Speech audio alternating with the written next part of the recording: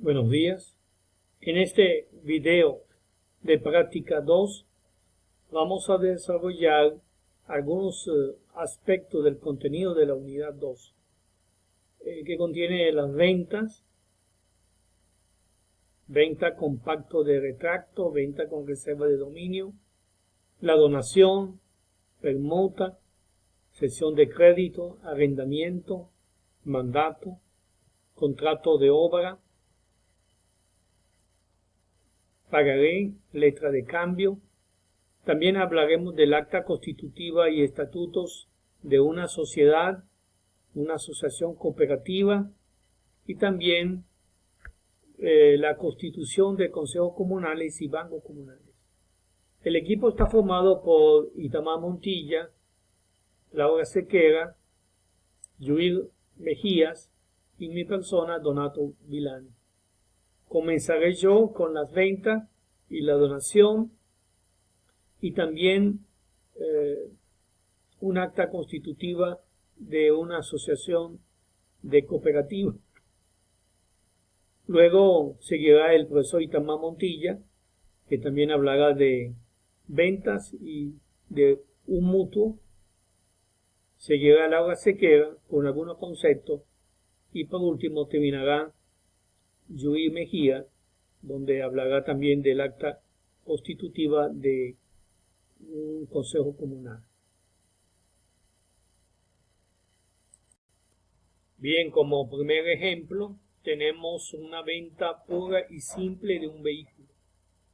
Como pueden observar en la lámina, lo primero que hay que considerar y colocar en el acta es los nombres tanto del vendedor como del comprador, con su respectiva cédula. Seguidamente hay que identificar el vehículo. Todos los datos del vehículo deben estar contenidos en el acta. Seguidamente se debe demostrar que el vehículo estaba registrado en la notaría y hay que colocar el número y la fecha. Por supuesto, hay que colocar el costo del vehículo en bolívares y cómo se va a pagar. Y la aceptación del comprador. Luego tendremos la firma de cada uno, tanto del vendedor como del comprador. Y esto es una venta pura y simple. Otro ejemplo que vamos a mostrar es la venta de vehículo con reserva de dominio. Bueno, acá también hay que colocar el nombre del vendedor, su cédula, igualmente el nombre del comprador. Y hay que especificar que es una venta con reserva de dominio. Hay varias cláusulas que hay que colocar. La primera es donde se dice que el vendedor vende con reserva de dominio al comprador y lo que vende, en este caso es un vehículo, hay que especificar los datos del vehículo como vimos en el ejemplo anterior. En una segunda ítem hay que colocar el precio en bolívares del vehículo, especificando la cantidad de meses que hay que utilizar para cancelar todas las cuotas. Y también si hay cuotas especiales, todo debe estar especificado.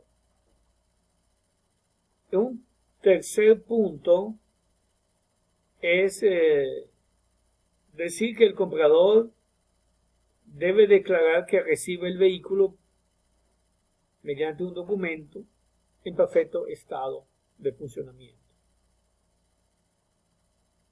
Y hay que acotar que el comprador no podrá traspasar el vehículo mientras lo esté pagando, por supuesto, porque aún no es suyo. Y también algunas cláusulas que digan que si el comprador no cumple con la cuota en un tiempo determinado, pierde el vehículo. En un sexto aspecto, el vendedor igualmente podrá dar por resuelto el presente contrato y tomar posesión del vehículo en cualquier momento, quedando autorizada por el comprador para ello, en caso de que el comprador se atrase en el pago de la cuota. Y otras ítems, cláusulas que hay que colocar en este caso también son importantes. Por último, se muestra el lugar donde se va a realizar la venta con reserva de dominio. Se firma tanto el vendedor como el comprador y se lleva al registro. Se anexa un listado de los meses y las cuotas que hay que pagar. Así de sencillo es la venta de dominio.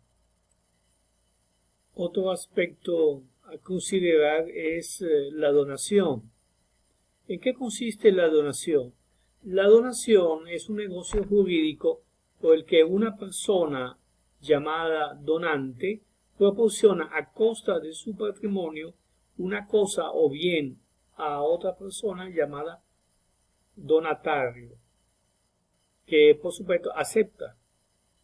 Además de la intención de liberalidad del donante, es preciso que el donatario consienta, pues nadie puede influir en el patrimonio de otro si éste no lo permite. No son donación los actos que otorgan una ventaja sin compensación, pero que no ocasionen una pérdida patrimonial apreciable, como sucede en el préstamo sin interés o en el comodato. También es un acto jurídico entre vivos, por el cual una persona, el donante, transfiere al donatario gratuitamente el dominio sobre una cosa y el donatario acepta. Eso está contemplado en el artículo 1491, que dice que la donación es el contrato por el cual una persona transfiere gratuitamente una cosa u otro derecho de su patrimonio a otra persona y ésta lo acepta. Bien, voy a presentar un acta de donación. Como pueden observar en el encabezado, conste por la presente instrumento que entre los suscritos, a saber, por una parte, una persona que es el donante o donador, y por otra parte, otra persona que es el donatario, se celebra un contrato de donación. Hay que identificar a la persona con su cédula de identidad. Y también hay que mencionar que son personas de mayor edad, hábil y capaces. Luego están las cláusulas que hay que colocar en el acta. En la primera cláusula se dice que el donador ya identificado en su calidad de legítimo propietario de un inmueble, y esto se ubica el inmueble, que si es una casa se especifica este asunto, y se dice que en plena facultad da en donación o favorece a otra persona, que es el donatar, que también tiene que ser identificado, y por supuesto acá tiene que intervenir un abogado. Si es una casa, como el caso que nos estamos mostrando acá, tiene que estar bien identificada el domicilio, el lugar, la ciudad, el municipio, todo tiene que estar identificado. En un segundo aspecto, hablando del inmueble debe estar, los linderos deben estar bien identificados. Lo mismo puede ser esto con cualquier otro objeto, puede ser, por ejemplo, un vehículo, también tiene que ser identificado. Y al final, tanto el donante como el donatario tienen que firmar, colocar su número de cédula y su huella. Y también firmarán los testigos. Por lo menos tiene que haber 2 testigos. Y por supuesto tienen que llevarse al registro. Es una cosa bastante sencilla. Bien, hablaré ahora de las cooperativas, cómo se forma una cooperativa. Pero antes de eso quiero mencionar el fundamento constitucional que apoya el hecho de formar cooperativa. En la Constitución, en el artículo 118, habla de esto, dice: el derecho de los trabajadores y de la comunidad para desarrollar asociaciones de carácter social y participativo, como son las cooperativas. También en el artículo 70 de la Constitución bolivariana dice: son medios de participación y protagonismo del pueblo en el ejercicio de su soberanía en lo social y económico, las cooperativas de todas las formas. También el artículo 184 de la Constitución, hablando de esto, de la descentralización y transferencia de los servicios que los estados y municipalidades gestionen en sus numerales 3, 4 y 5, lo siguiente: impulsa la participación en los procesos económicos, estimulando las expresiones de la economía social, tales como la cooperativa. También en el 308 de la Constitución, el Estado protegerá y promoverá las cooperativas con el fin de fortalecer el desarrollo económico del país, sustentándolo en la iniciativa popular. Entonces, ahora mostraré un modelo de cooperativa, un acta constitutiva y sus estatutos. Vamos a ver en la pantalla un ejemplo, un modelo de cómo se forma una cooperativa, que es el contenido que debe tener para poder realizarla en una forma adecuada, sin salirnos, Bien, ahora mostraré un modelo de acta constitutiva con sus estatutos de una cooperativa. Allí pueden observar en esta lámina el encabezado: acta constitutiva y estatuto de la cooperativa, y el nombre que se escoge de antemano, por supuesto. Luego están los miembros asociados, los que van a formar parte de la cooperativa, donde van a mencionar su nombre, su estado y su cédula. También el sitio y la fecha donde crearon la cooperativa. Esta acta constitutiva podemos decir que va a tener varios capítulos, muchos artículos que vamos a tratar de mencionar a continuación. Tenemos primero el capítulo 1, denominación, régimen de responsabilidad, duración, domicilio y objeto.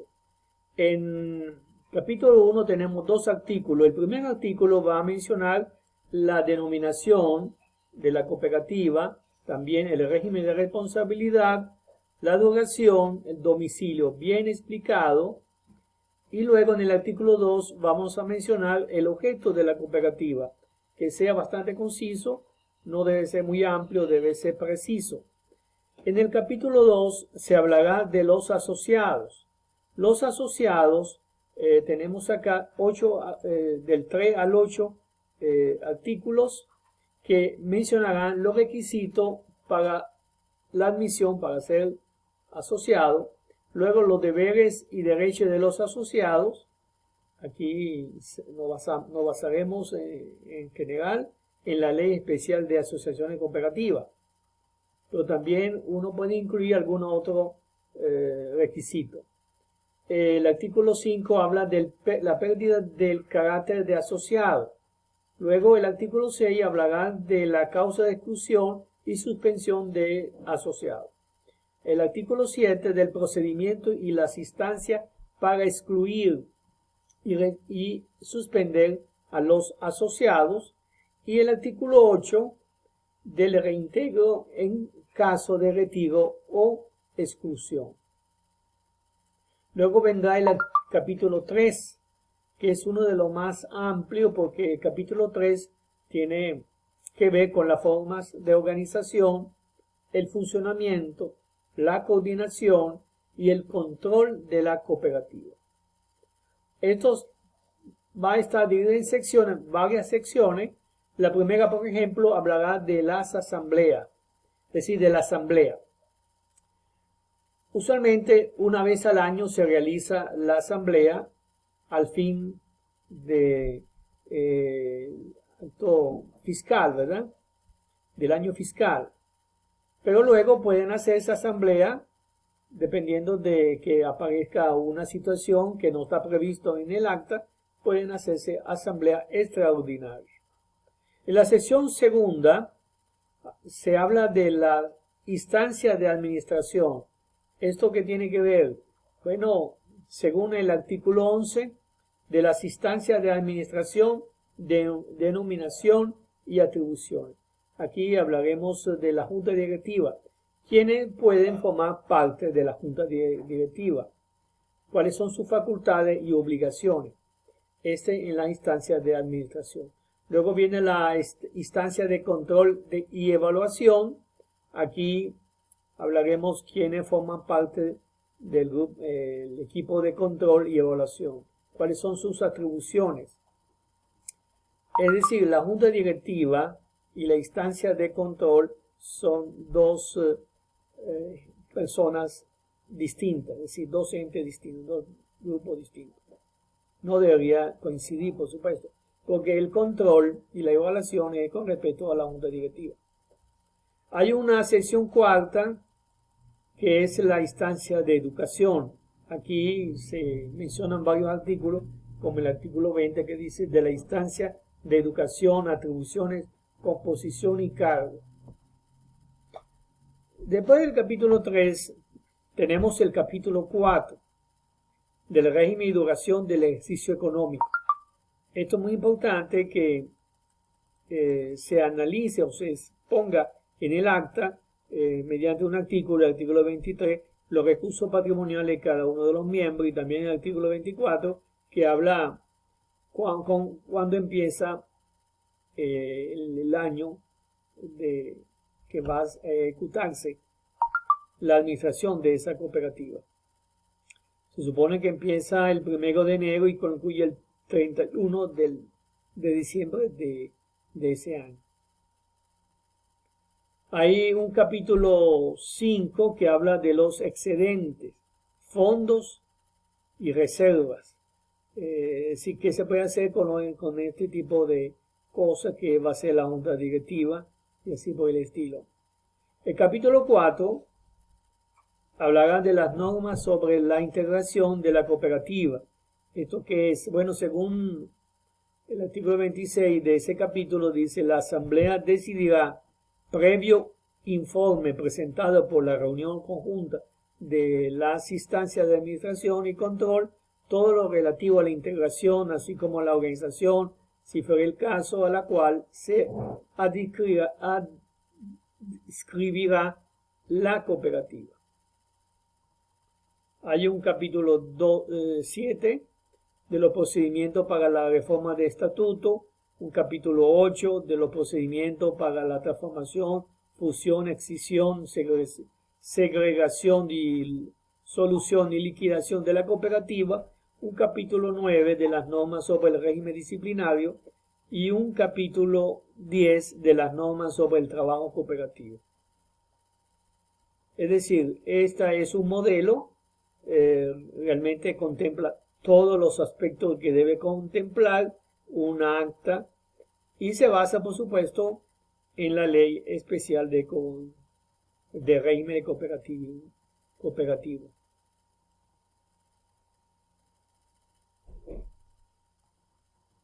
Ahora voy a mostrarle el acta ya definitiva, ¿verdad? El acta cómo quedaría con todos los artículos desarrollados y toda la información que debe contener este documento.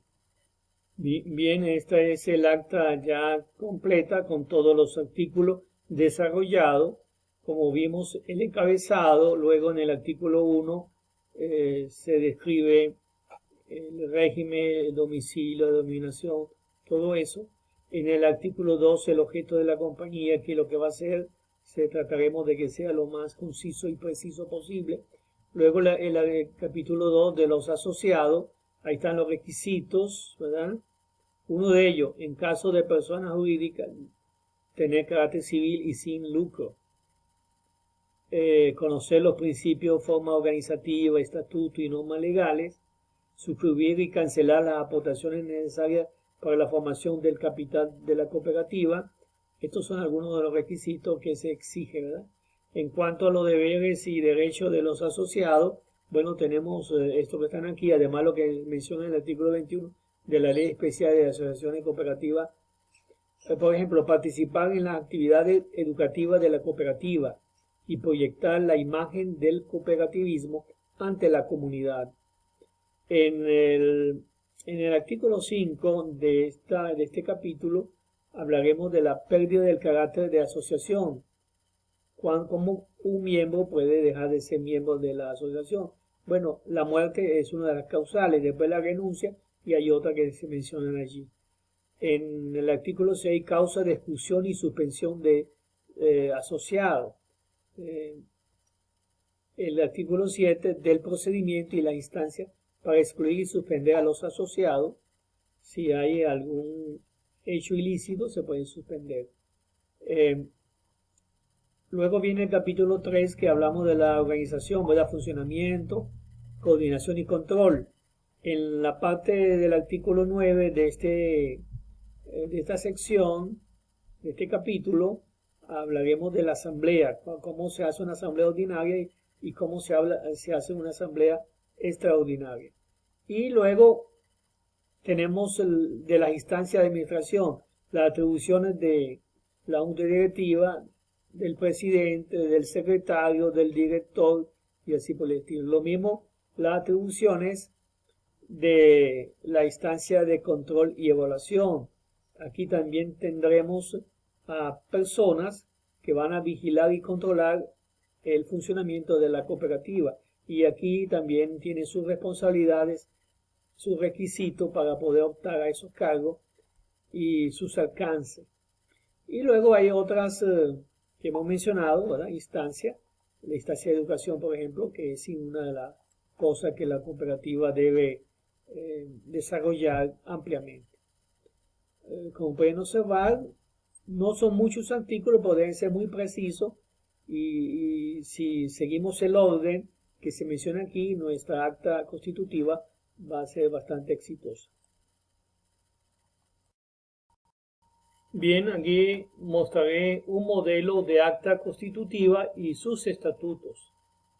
Pueden observar en esta lámina, estoy proyectando el encabezado donde se muestra el nombre de la cooperativa previamente escogida, los nombres, cédula y condición de los asociados, el lugar, el año, el sitio donde se va a constituir esta cooperativa. Y luego de ello se mencionan los capítulos. Hay varios capítulos, 3 capítulos principales y otros capítulos accesorios que vamos a desarrollar. Capítulo 1 tratará de la denominación, régimen de responsabilidad, duración, domicilio y objeto de la compañía. Aquí en este capítulo hay 2 artículos. El artículo 1 que habla de la denominación, el régimen de responsabilidad, la duración y el domicilio. Luego en el artículo 2 describirá el objeto de la misma, que no sea muy amplio, que sea bastante preciso. En el capítulo 2, hablando de los asociados, en este capítulo hay varios artículos, entre ellos se mencionan los requisitos para la admisión para ser asociado, los deberes y derechos de los asociados, la pérdida del carácter de asociado, la causa de exclusión y suspensión de asociado, el procedimiento y la instancia para excluir, suspender a un asociado y el reintegro en caso de retiro o exclusión. Luego el capítulo 3, uno de los más amplios, hablará de la forma de organización, funcionamiento, coordinación y control de la cooperativa. Acá está este capítulo, está dividido en varias secciones. La primera sección de la asamblea tratará el caso de la asamblea ordinaria y la asamblea extraordinaria. Allí en ese artículo 9 y 10 se menciona o se describe el procedimiento de la asamblea, también el quórum que debe existir para que se pueda realizar. En la sección segunda de la instancia de administración se describe la instancia de administración, la denominación y atribución. El artículo 12 tratará el asunto de la junta directiva, las facultades y las obligaciones del presidente, lo mismo las facultades y obligaciones del secretario y las facultades y obligaciones del director de administración. En la sección tercera de ese mismo capítulo, en la instancia de control y evaluación, se describe la instancia de control y evaluación, sus atribuciones y sus requisitos para poder formar parte de esa instancia. En la instancia de educación, que está en la sección 4, el artículo 20 habla de esto, cómo se compone y cuáles son los cargos en la instancia de educación. Luego de este capítulo 3 tendremos el capítulo 4 del régimen y duración del ejercicio económico. Aquí se describen algunas cosas como los recursos patrimoniales y cuándo empieza el ejercicio económico de la cooperativa. En el capítulo 5 se describe el fondo, reserva y excedente, y acá se muestra el procedimiento que hacer en estos casos con estos excedentes y esta reserva. En el capítulo 4 de las normas sobre la integración de la cooperativa, este artículo que se menciona acá dice que la asamblea decidirá, previo informe presentado por la reunión conjunta de las instancias de administración y control, todo lo relativo a la integración, así como a la organización, si fuera el caso, a la cual se adscribirá la cooperativa. El capítulo 7 describe los procedimientos para la reforma de los estatutos. El capítulo 8 describe los procedimientos para la transformación, fusión, escisión, segregación, disolución y liquidación de la cooperativa.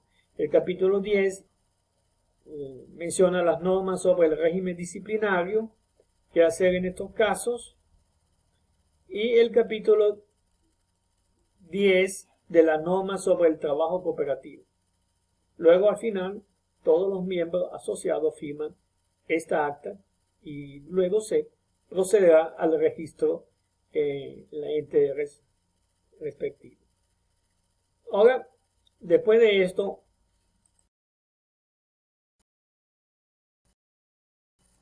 buenas tardes, me corresponde hacer una exposición de un contrato denominado mutuo sin interés, denominado también de consumo o mutuo simple.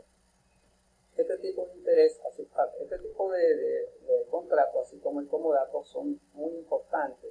A veces en la vida cotidiana realizamos este tipo de contrato de manera verbal, sin prever ciertas situaciones que se pueden presentar en el futuro entre las partes.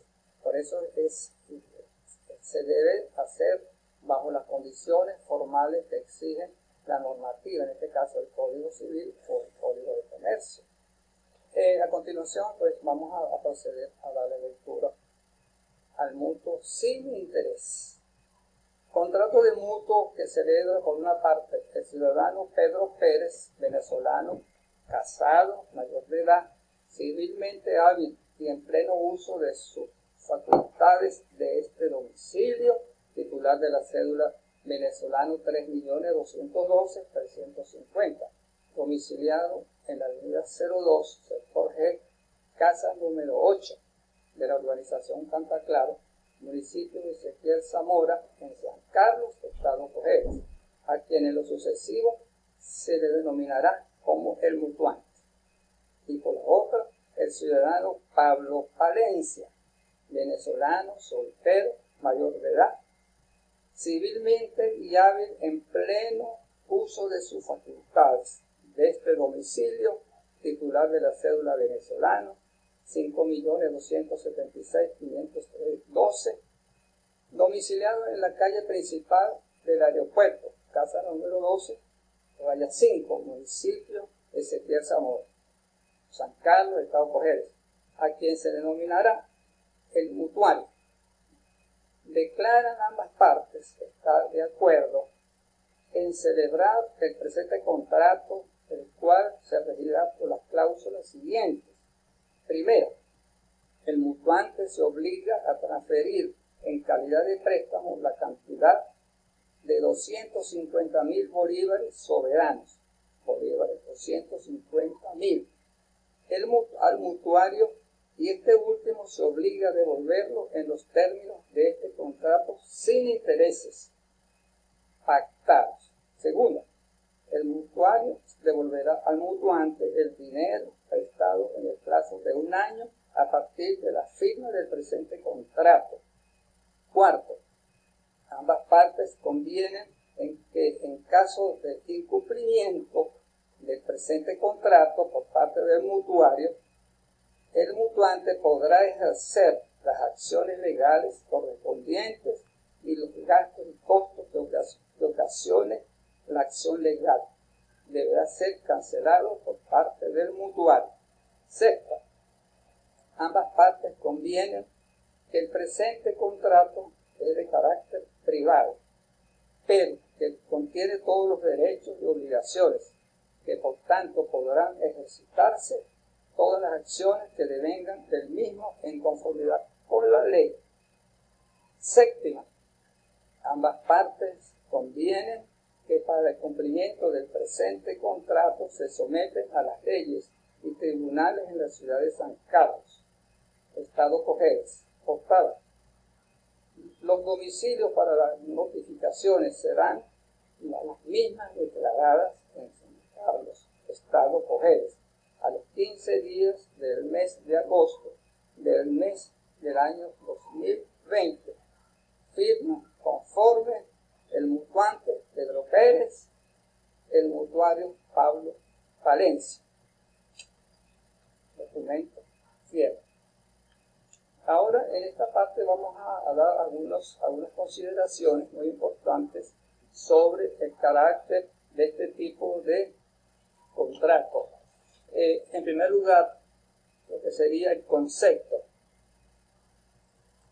Se entiende de una manera general, de la siguiente manera, el concepto del contrato mutuo.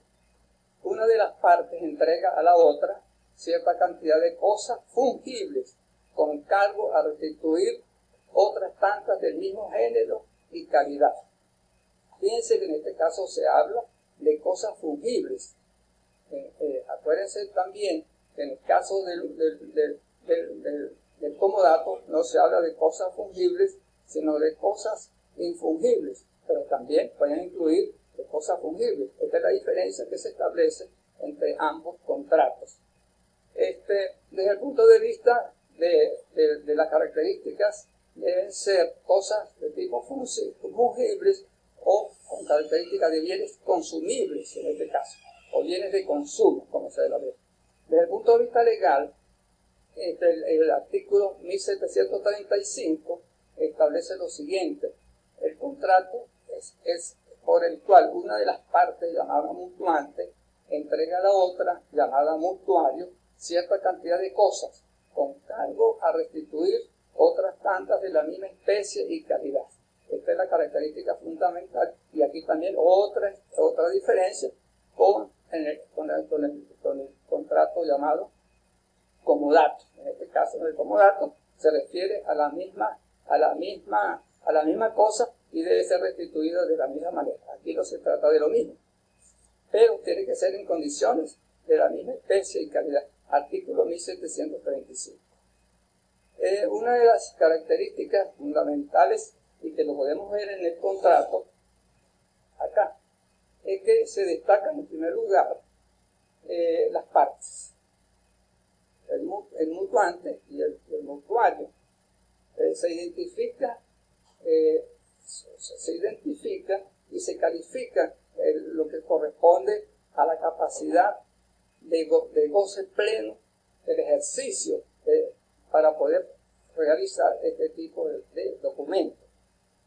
En segundo lugar, se identifica el dominio pleno, claro, de las dos partes. En tercer lugar, se identifica en el contrato lo que sería el objeto, en este caso el dinero, o sea, el préstamo de dinero con una cantidad determinada. Y luego viene una serie de cláusulas que son unas de carácter principal. Aquí las vemos cuando el mutuario asume la entrega y el mutuario la devolución en especie o cosas de la misma especie. Por otra parte, hay unas cláusulas que son de carácter accesorio, que son aquellas que complementan las cláusulas principales. En este caso, por ejemplo, una cláusula principal es el término. En este caso se fija un año para la devolución de la cantidad prestada. Otro de los elementos es la garantía. En otros tipos de mutuos se puede solicitar, se puede prever lo que se llama una garantía, que puede ser una prendaria o puede ser tipo de cash. De aquí también se desprende una serie de cuestiones que, aunque se vea como un simple papel, dentro de él existen una serie de formalidades. Esas formalidades tienen que ser cumplidas para que este contrato tenga validez. Dentro de las características más importantes que se revelan de lo que sería el mutuo son las siguientes. Tanto el mutuario como el mutuante y el mutuario tienen que gozar de plena capacidad de ejercicio. Ya lo dijimos. Los elementos esenciales para la existencia y la validez, siguiendo a Aguilar Gorondón, tenemos dos tipos. Las fundamentales, que en este caso serían la legitimación del mutuante y la entrega de la cosa, muy importante, para que se cumpla realmente lo que sería el carácter de característica fundamental. En cuanto a las características comunes a otros contratos, tenemos, por ejemplo, lo que es el consentimiento de las partes. Tiene que existir consentimiento, voluntad de las dos partes para llevar adelante. La capacidad y poder, el objeto, la causa, la legitimación y lo que sería la entrega. Dentro de las características, como hemos dicho, podemos resaltar las siguientes. En primer lugar, es un contrato consensual, pues se perfecciona con el acuerdo de voluntades y no está sujeto a ninguna formalidad. Esto es importante subrayar. Son un tipo de modalidad contractual sencillo y fácil de redactar. Es suficiente el simple acuerdo de las partes, por lo que en consecuencia este contrato típico puede celebrarse de forma oral o escrita. Es un contrato unilateral. A pesar de que hay mutuo acuerdo de las partes, el que asume la responsabilidad plena es, en este caso, el que recibe el dinero, que se convierte en el deudor, y en restablecer la cosa al final el término del contrato. Es un contrato por su naturaleza gratuito, pero también puede ser a título oneroso. En este caso, si se estipulan en el contrato de intereses, en este caso se convierte ya en un contrato de tipo oneroso. Tiene naturaleza temporal, es decir, tiene un término de duración que debe ser contemplado en las cláusulas. Es un contrato obligacional, con efectos reales, traslativos de propiedad, de dominio. Esto está previsto en el artículo 1736 del Código Civil. Esto es importante destacarlo porque, a diferencia del comodato, aquí hay traslación de la propiedad del mutuante al mutual. En el caso del otro no existe traslación, sino el goce del bien, en este caso el bien inmueble. Eventualmente el mutuante puede tener una obligación, la cual sería compensar al mutuario por la mala calidad de la cosa dada en mutuo. Esto es importante también destacarlo, porque es un mecanismo que le corresponde, en este caso al mutuario, como mecanismo de defensa. La extinción. El contrato se extingue si el mutuante o mutuario se ve incapaz de cumplir con sus respectivos requisitos, y normalmente este contrato llega a su fin cuando el mutuario ha cumplido con todas las obligaciones. Con respecto a la clasificación de los tipos de mutuo, aunque existen diferentes, yo considero de que son tres. El mutuo simple, que es en este caso este modelo, el mutuo a interés, que son los mercantiles, y en este caso los bancarios, que son los que se utilizan para efectos de préstamos que puedan dar los bancos y las entidades financieras. A continuación vamos a presentar otro modelo, en este caso, pero ya no se trata de un mutuo. Bueno, es lo que yo considero que no se considera de un mutuo. Este contrato tiene como origen, como fuente, una venta a crédito, y en el cual se dio una parte en efectivo, una parte se dio como venta de inicial y una cuota de cancelación, y luego se firmó este documento, que yo lo llamo documento de compromiso, en el cual también se revelan los mismos elementos que hemos descrito en el caso anterior, las partes, pero fundamentalmente se le da mucha importancia al deudor, porque en este caso es la persona que asume la deuda por el resto del compromiso que se ha establecido con la otra persona, con el acreedor, y el que asume realmente, en este caso, la deuda es precisamente el deudor. Y en este caso se estipulan una serie de pagos sucesivos con fechas bien definidas, y en el cual el deudor, en este caso, se compromete a cancelarlas una a una a las fechas de vencimiento. Esto reemplaza prácticamente a la letra de cambio. Al lugar de firmarse una letra de cambio, se firma un documento de esta categoría, y al final el acreedor acepta las condiciones que se establecen en el mismo, y luego este documento se lleva al registro, a la notaría, y se hace la debida autentificación para efectos de proteger, en este caso, al acreedor, pero también al deudor. Este documento pues, es muy interesante también, y a la diferencia de mutuo, yo siento que su fuente principal es una venta a crédito, y se origina un segundo documento, en este caso un segundo contrato, que es un compromiso de pago. Saludos, mi nombre es Laura Sequera. Continuando con la presentación, les voy a disertar un poco sobre la permuta, la dación en pago, la cesación de crédito, el arrendamiento y el mandato. El artículo 1558 del Código Civil venezolano establece la permuta como un contrato por el cual cada una de las partes se obliga a dar una cosa para obtener otra por ella. En este sentido, la permuta se configura como un acuerdo de voluntades, que puede ser entre dos o más personas. Ahora bien, en el artículo 1559 del Código en comento, se señala que la permuta se perfecciona como la venta, es decir, por el solo consentimiento. Y el artículo 1563 del mismo Código indica que las reglas establecidas para el contrato de venta se aplican también al contrato de permuta. Entonces, la permuta es un contrato con características como traslativo de dominio, es decir, que sirve para transmitir la propiedad. Contrato principal, no depende de otro contrato. Es bilateral ya que se realiza entre dos o más personas. Puede ser oneroso porque es necesario un intercambio. Si esto no ocurriera, sería una donación de bienes. Es conmutativo generalmente, ya que ambas partes suelen tener las mismas obligaciones y los mismos derechos. Es aleatorio por excepción, instantáneo o de tracto sucesivo. Consensual. El contrato se perfecciona por el mero consentimiento, aunque en algunos casos haga falta cumplir con formalidades para hacer frente a las obligaciones que nacen del contrato.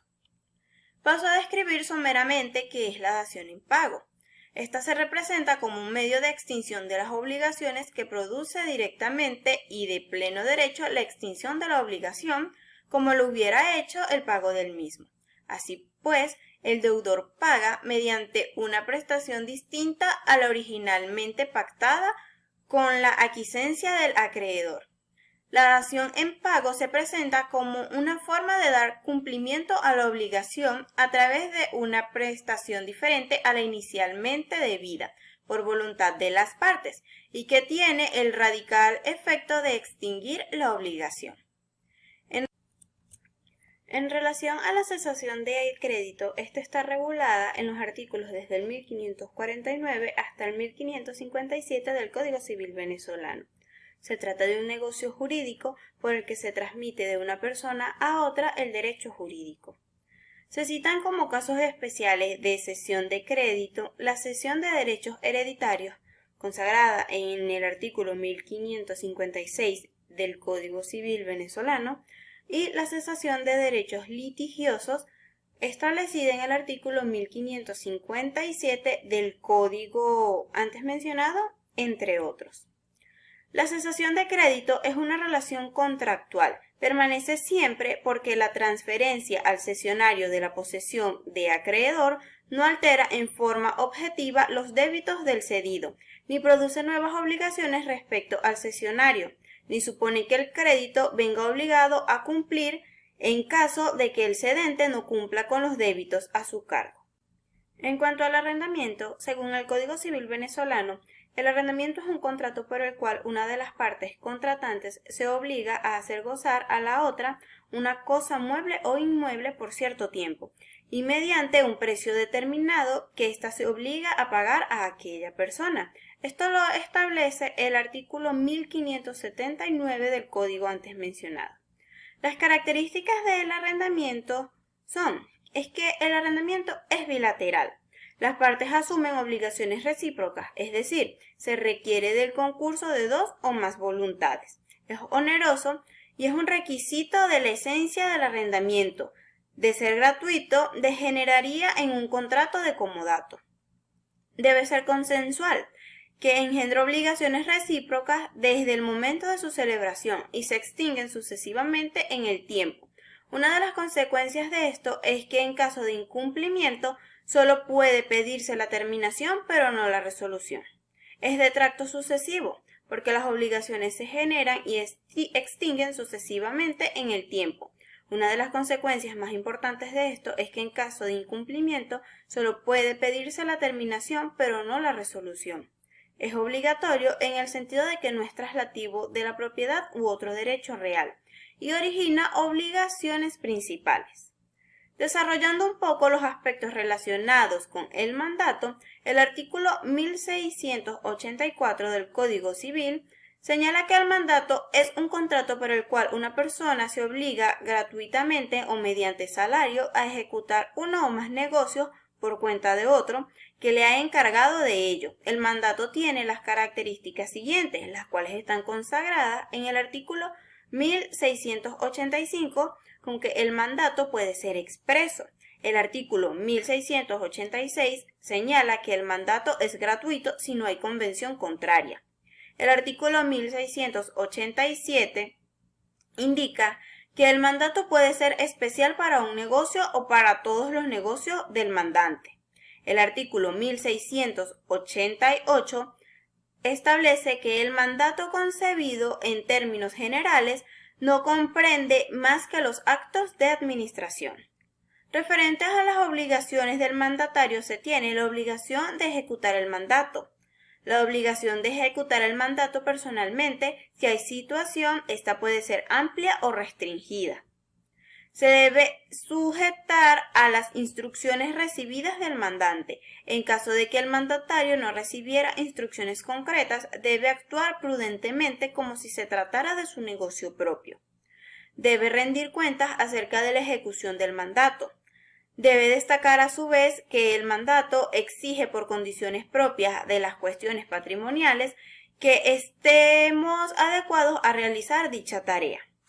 Entre las obligaciones del mandante se destacan que éste debe pagar la retribución convenida, reembolsar las expensas o gastos que haya realizado el mandatario, indemnizar al mandatario por los daños y perjuicios que éste hubiera sufrido con motivo del cumplimiento del mandato.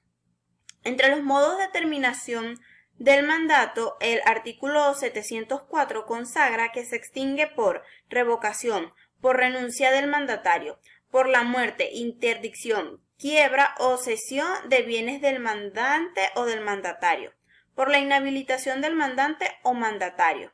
Si el mandato tiene por objeto actos que no podrían ejecutar por sí sin asistencia del curador.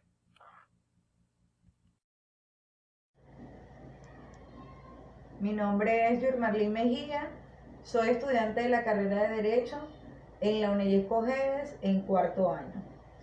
Hoy les vengo a hablar acerca de los contratos. Dentro de ellos tenemos el arrendamiento, establecido en el artículo 1579 de nuestro Código Civil. Es un contrato por el cual una de las partes contratantes se obliga a hacer gozar a la otra una cosa mueble o inmueble por cierto tiempo mediante un precio determinado, que ésta obliga a pagar a aquella. Es bilateral porque las partes están obligadas, tienen obligaciones recíprocas, es decir, se requiere del consenso de las partes vinculadas. Es contractual, es de tracto sucesivo y es obligatorio. Otro contrato a desarrollar es el mandato, establecido en el artículo 1684 de nuestro Código Civil. Es un contrato por el cual una persona se obliga gratuitamente o mediante salario a ejecutar uno o más negocios por cuenta de otro que le ha encargado de ella.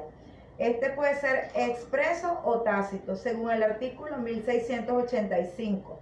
Cuando excede de la administración ordinaria debe ser expreso y la aceptación debe ser tácita. Otro contrato a desarrollar es la transacción, establecido en el artículo 1713 de nuestro Código Civil. Es un contrato por el cual una de las partes, mediante recíprocas concesiones, es decir, mediante un acuerdo, determinan, le dan fin a un litigio pendiente o eventual. Existen dos tipos de transacción, el extrajudicial y el judicial.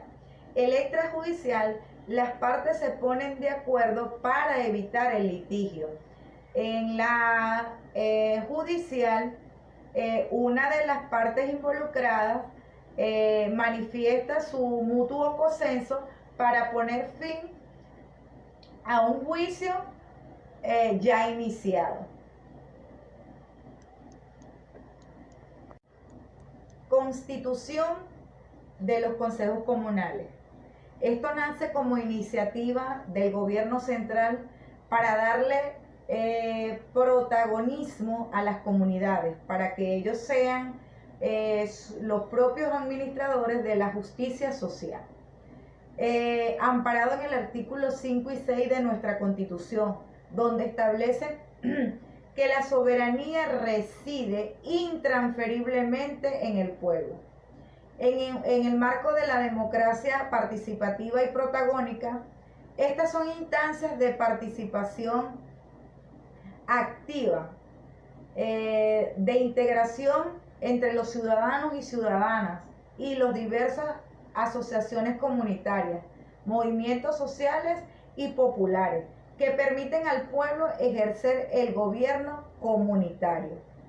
Estos fueron creados esencialmente para ejercer el gobierno comunitario desde la comunidad, para la construcción de un nuevo modelo de la sociedad socialista de igualdad, equidad y justicia social.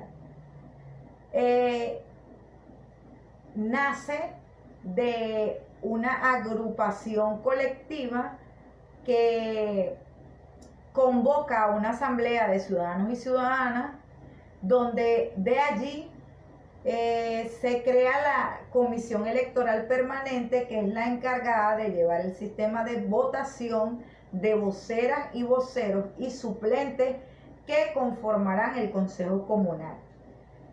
Según el artículo 8, 10 y 11 de la Ley Orgánica de Consejos Comunales, este está constituido por un órgano ejecutivo, una unidad de gestión financiera, que es la que llamamos bancos comunales, y la unidad de Contraloría Social, que la ejercen los miembros los miembros de la comunidad.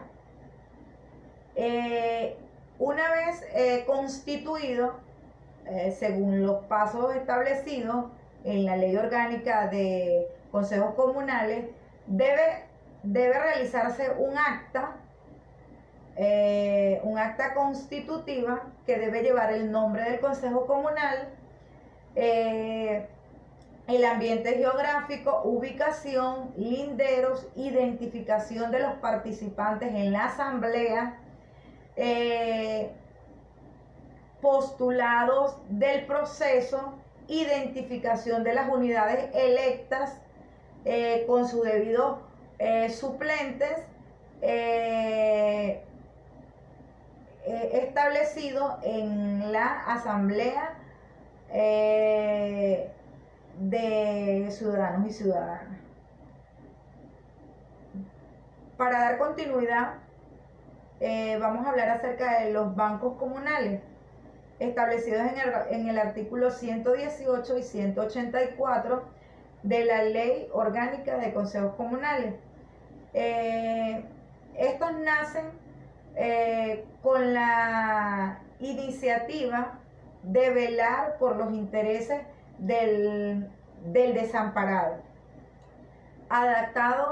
adaptándolo a las necesidades propias de cada comunidad, para atender a través de ello a los ciudadanos y ciudadanas, miembros de esta comunidad organizada con microcrédito en los sectores que tengan menos recursos, para ayudar a mejorar la calidad de vida de ellos. En el 2006, cuando se promulga la Ley de los Consejos Comunales, en el artículo número 2 de la presente ley, nos dice que los bancos comunales son instancias de participación, articulación, integración entre las diversas organizaciones comunitarias o grupos sociales que hacen vida en las comunidades mediante las políticas públicas. Los bancos comunales nacen para dar vida a la participación activa de las comunidades.